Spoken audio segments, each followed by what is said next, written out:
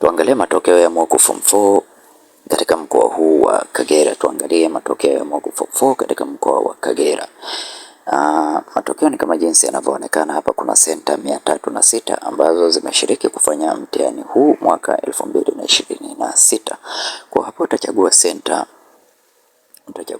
ambayo unataka kuangalia matokeo yake,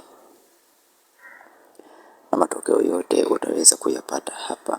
Chagua senta ambayo unataka kuangalia matokeo yake katika mkoa huu wa Kagera.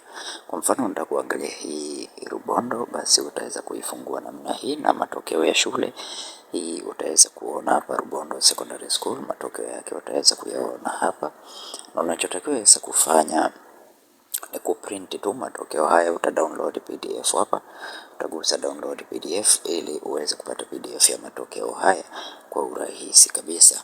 Lakini pia kama unataka senta nyingine, basi utachagua senta yako unayoitaka hapa.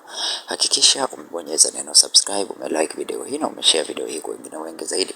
Lakini pia jiunge na grupu letu la WhatsApp ili kuweza kupata matokeo haya. Linki ya kujiunga nimekuwekea katika description ya video hii. Asante na karibu, tukutane tena katika video inayofuata.